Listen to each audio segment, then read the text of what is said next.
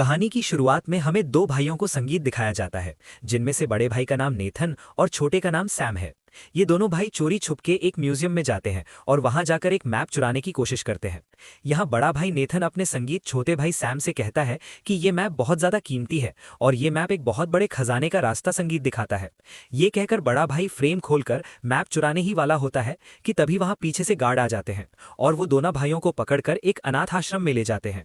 दरअसल इन दोनों के पेरेंट्स नहीं थे और ये दोनों शुरू से ही अनाथ आश्रम में रहते थे। पुलिस संगीत उस अनाथ आश्रम की हेड से कहते हैं कि ये दोनों म्यूजियम से चोरी करते हुए पकड़े गए। ये सुनकर वो लेडी बहुत ज्यादा संगीत गुस्सा हो जाती है, क्योंकि इन दोनों भाइयों का ये पहली बार नहीं था। ये दोनों भाई पहले भी कई बार संगीत उस मैप को चुराते हुए पकड़े गए थे।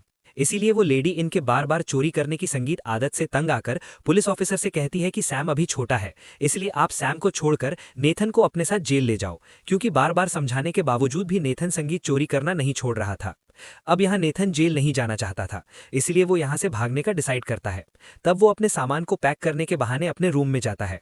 वो अपना सामान पैक करके संगीत यहाँ से भागने ही वाला होता है कि तभी पीछे से उसका छोटा भाई सैम आ जाता है। सैम अपने बड़े भाई से कहता है कि तुम मुझे छोड़कर जा रहे हो, मैं तुम्हारे बिना नहीं रह सकता। ये संगीत सुनकर सैम का बड़ा भाई सैम के पास आता है और कहता है कि मैं खुद को पुलिस के हवाले नहीं करना चाहता। तुम जानते हो हम दोनों एक पायरेट फैमिली से बिलोंग करते हैं, इसलिए मुझे वो खजाना हर हाल में ढूंढना होगा। जाने से पहले सैम का बड़ा भाई सैम को एक लेटर और एक लाइटर देता है और कहता है कि मैं वापस जरूर आऊंगा। अब सैम अपने बड़े भाई के जाने के बाद जब वो लेटर खोलता है तो देखता है कि लेटर संगीत पूरा खाली है, उसमें कुछ भी नहीं लिखा होता। लेकिन जब सैम उस लाइटर को पेपर के नीचे जलाता है तब उस लेटर में लिखाई नजर आने लगती है। उस लेटर में ये लिखा था कि याद रखना, हम लोग पायरेट्स यानी समुद्री लुटेरों की फैमिली से बिलोंग करते हैं। इसके बाद सीन शिफ्ट होता है और हमें 15 साल बाद का सीन दिखाया जाता है, जहां हम सैम को देखते हैं जो अब जवान हो चुका है और एक बार में काम करता है। लेकिन सैम उदास रहता है, क्योंकि आज से ठीक 15 साल पहले उसका बड़ा भाई जो सैम को अकेला छोड़कर चला गया था वो अब तक वापस नहीं आया और सैम अब भी अपने बड़े भाई की तलाश में है।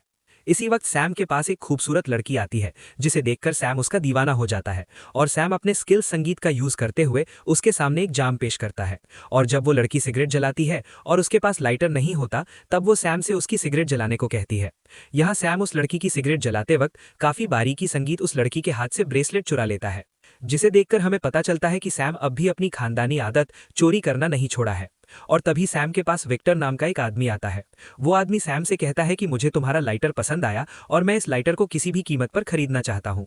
लेकिन यहाँ सैम इस लाइटर को बेचने से साफ साफ इनकार कर देता है, क्योंकि वो लाइटर उसके बड़े भाई नेथन ने दिया था। इसके बाद विक्टर नाम का वो आदमी अपने असली मुद्दा पर आता है। वो सैम से कहता है कि मुझे पता है कि तुम अपने बड़े भाई की तलाश में हो और मैं जानता हूं कि वो कहाँ है। ये कहकर विक्टर वहां से चला जाता है।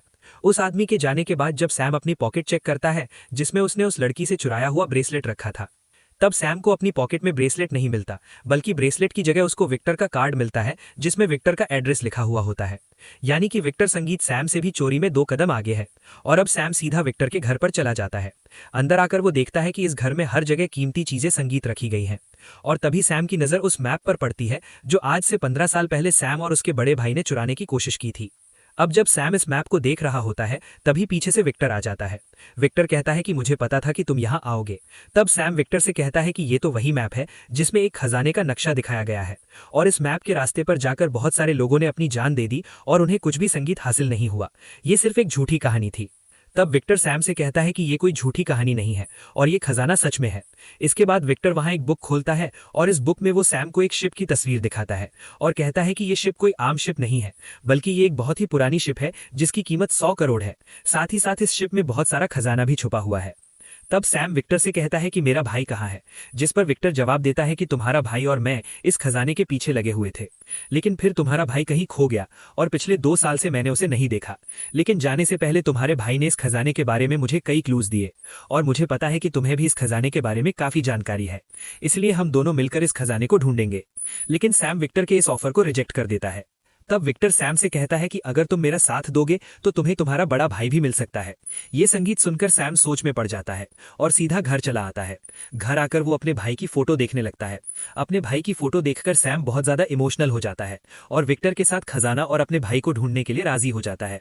अगली सुबह सैम विक्टर के पास जाता है और कहता है कि मैं खजाना ढूंढने के लिए तैयार हूं।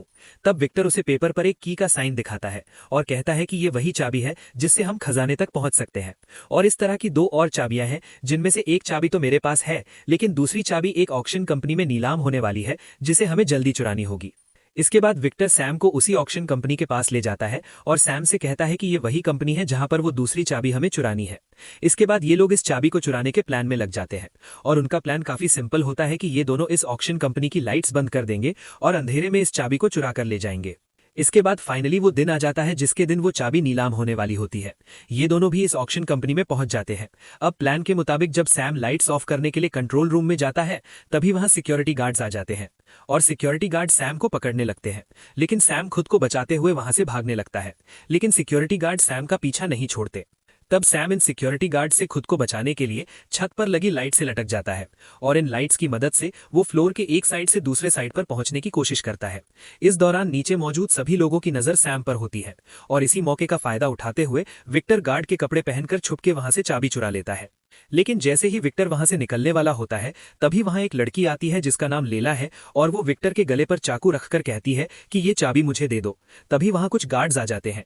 गार्ड्स देखते हैं कि उस लड़की ने एक गार्ड के गले पर चाकू रखा है, क्योंकि विक्टर ने गार्ड का सूट पहना हुआ होता है।